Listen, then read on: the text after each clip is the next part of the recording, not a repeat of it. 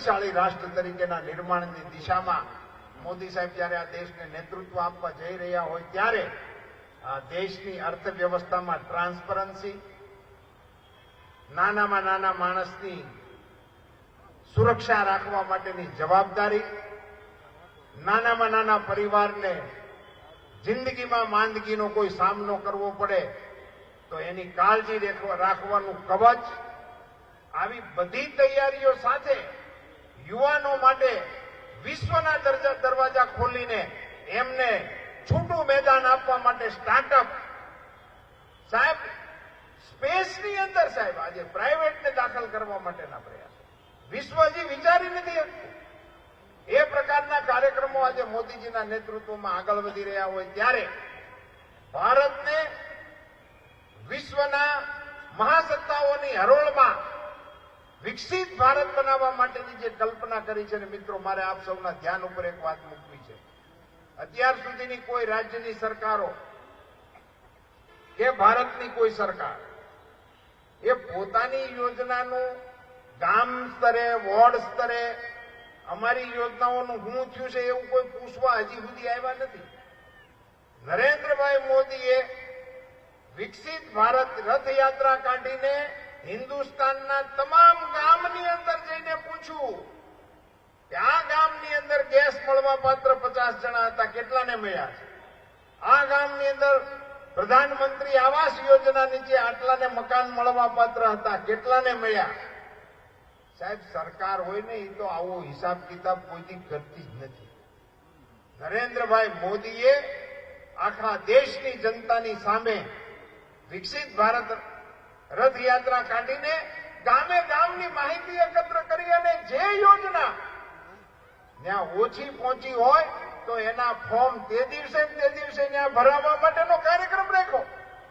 અને ભારત સરકારની કક્ષાએ નિર્ણય કર્યો કે હવે કોઈ પણ યોજના ભારત સરકારની હશે એને છેવાડાના ગામ સુધી 100% પહોંચાડવા માટેનો પ્રયાસ કરવો. 100%. હવે એવું નહીં 50% મળી ગયું એટલે ઓહો, 60% મળી ગયું એટલે આપણે પીઠ થપથપાવવાની, એવું નહીં. જેને મળવા પાત્ર છે એને 100% મળવું જોઈએ.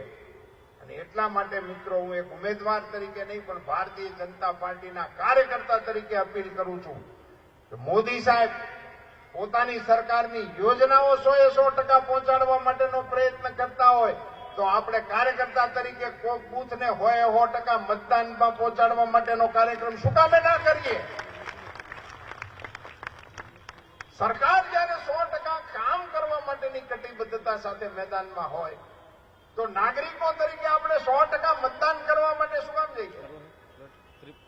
આજે મને પદયાત્રા દરમિયાન ને મારા લોકસંપર્ક દરમિયાન ઘણા આગેવાનોએ કહ્યું, સાહેબ અમારા બૂથની અંદર અમે આ વખતે પ્રયાસ કરવાના છીએ.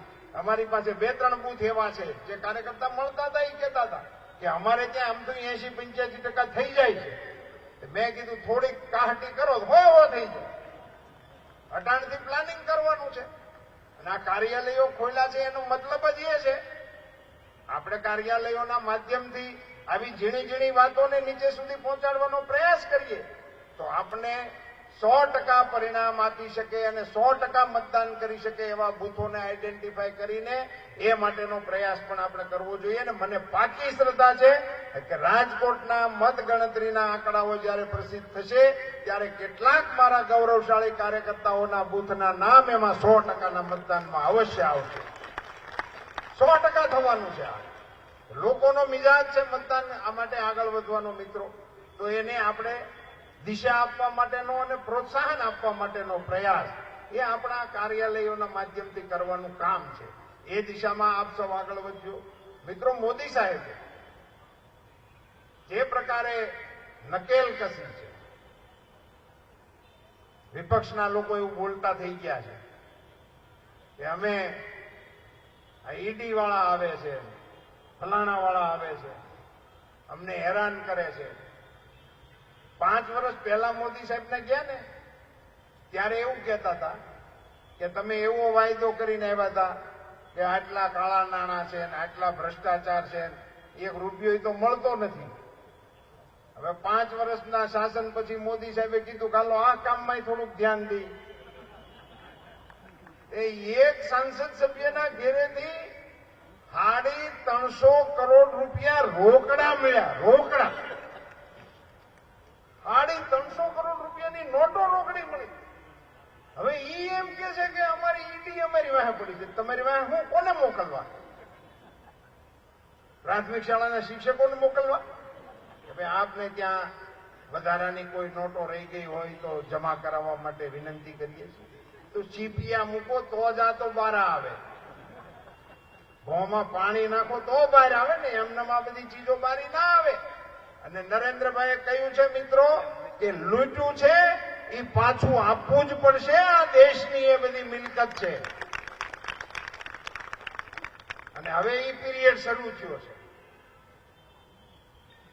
ભ્રષ્ટાચાર સામેની જેહાદના નામે લોકોની અંદર ભ્રમ ફેલાવીને સરકારમાં બની બેઠેલા કેટલાય મુખ્યમંત્રીઓના અડધા મંત્રીમંડળ જેલની અંદર છે અને અડધા લાઈનમાં છે.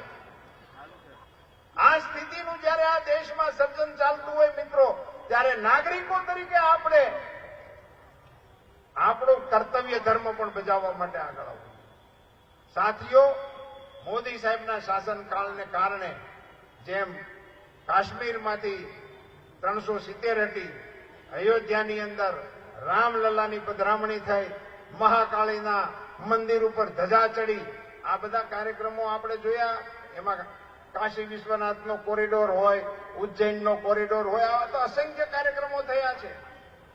પણ મિત્રો, રાજપથમાંથી કર્તવ્યપથ થયું અને કર્તવ્યપથની જગ્યા ઉપર સુભાષચંદ્ર બોઝની પ્રતિમાનું પ્રસ્થાપન થવું. ત્યાં જ્યોર્જ પંચમનું બાવલું હતું. જ્યોર્જ પંચમના બાવલાની જગ્યાએ સુભાષચંદ્ર બોઝની પ્રતિમાની સ્થાપના થઈ. સરદાર વલ્લભભાઈ પટેલની પ્રતિમા આંબને આંબે એવડી, એમના વ્યક્તિત્વને છાજે એવી નરેન્દ્રભાઈ મોદીના રાજમાં એ પ્રતિમાનું પ્રસ્થાપન થયું. શ્યામજી કૃષ્ણ વર્મા હિન્દુસ્તાનના ક્રાંતિકારીઓના ગુરુ ગણાય. 16મી ઓગસ્ટે એના અસ્થિ લેવા જવા જોઈએ. 16મી ઓગસ્ટ તો ગઈ, નરેન્દ્રભાઈ મોદી મુખ્યમંત્રી બન્યા ત્યાં સુધી કોઈ ના ગયું. નરેન્દ્રભાઈ મોદી એ ક્રાંતિવીરના અસ્થિઓ એના વિલમાં એમ લખ્યું હતું કે આઝાદ ભારતનો કોઈ નાગરિક આવે તો એને મારા અસ્થિ આપજો. ઈ વિલના આધારે એ અસ્થિ લઈ આવી અને માંડવીની અંદર ઇન્ડિયા હાઉસની સ્થાપના થઈ. સાહેબ, આ એક એક કામ એવા છે, એક એક કામ. સરદાર સાહેબની પ્રતિમા હોય, સુભાષચંદ્ર બોઝની પ્રતિમા હોય, શ્યામજી કૃષ્ણ વર્માના એમના વતનની અંદર ઇન્ડિયા હાઉસની સ્થાપના હોય. આ એક કામ માટે નરેન્દ્રભાઈ મોદીને 10 વખત આપણે ચૂંટીને મોકલવા જોઈએ. એક કામ માટે. આ પ્રકારના રાષ્ટ્ર ગૌરવને, રાષ્ટ્રાભિમાનને જાગૃત કરવાના કામની સાથે સાથે એમણે વિકાસનો રસ્તો લીધો. સાથે સાથે એમણે દેશના યુવાનોને દિશા આપવા માટેનું કામ કર્યું. 2-3 હજાર સ્ટાર્ટઅપ હાલતા અને શેના હાલતા એ ખબર ન પડી. આજે 1 લાખ સ્ટાર્ટઅપ સાથે દેશના યુવાનો મેદાને પડ્યા છે.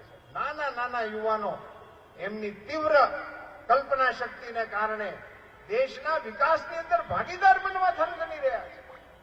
આજે સાહેબ, આપણા એક નાના વિદ્યાર્થી વૈજ્ઞાનિકને કારણે ભારતને ગૌરવ પ્રાપ્ત થયું.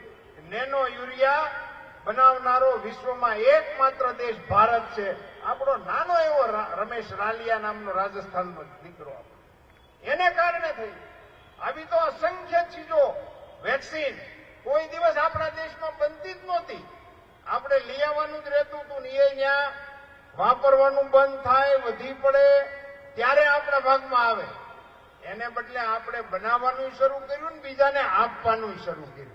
આ ચિત્ર જે દેશનું બન્યું છે મિત્રો, એને ઓર આગે લઈ જવા માટે, દેશના અર્થતંત્રને ગતિ આપવા માટે, દેશના વિકાસને વિકસિત ભારત બનવાની દિશા તરફ લઈ જવા માટે 7મી તારીખે મતદાન કરવાનું છે. એને માટેનો હું તો માત્ર નિમિત્ત છું મિત્રો. આપ સૌ રાષ્ટ્રના આ કામની અંદર, લોકશાહીના પર્વની અંદર અત્યારે જે ઉત્સાહનું વાતાવરણ બનાવવા માટેનો પાર્ટીનો પ્રયાસ છે, એમાં આપ સૌ જોડાઓ. બે કાર્યક્રમોની અહીંયાથી જે જાહેરાત થઈ છે, 16મી તારીખે ફોર્મ ભરવાનું છે અને 7મી તારીખે મતદાન કરવાનું છે. આ બંને કાર્યક્રમોને ઉત્સવના વાતાવરણમાં બનાવવા માટે આપ સૌ કાર્યકર્તાઓ કાર્ય રચનાના માધ્યમથી જોડાશો એવી મને પાકી શ્રદ્ધા છે. મિત્રો, વાતાવરણને ડોળવા માટેના જે પ્રયાસો થઈ રહ્યા છે, મારી બે હાથ જોડીને આપ સૌને વિનંતી છે, ધૈર્ય અને સંયમપૂર્વક કામ કરજો.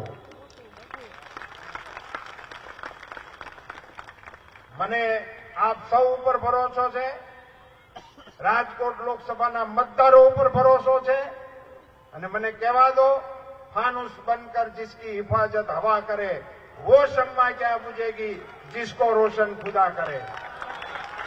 આપ સૌની વચ્ચે નાગરિકોની આવડી મોટી જનમેદનીની વચ્ચે એક કાર્યકર્તા તરીકે હું પણ તમારો સુખ દુઃખનો સાથી બનવા માટે આવ્યો છું. સંસદ મેં બહુ જોઈ છે, લોકસભા મેં જોઈ છે, રાજ્યસભા મેં જોઈ છે. પાર્ટીએ આપેલા કાર્યક્રમને પાર્ટીના કાર્યકર્તા તરીકે હું આપની વચ્ચે લઈને આવ્યો છું, આપ સૌના સહકારની અપેક્ષા સાથે. ભારત માતા કી, ભારત માતા કી. ધન્યવાદ.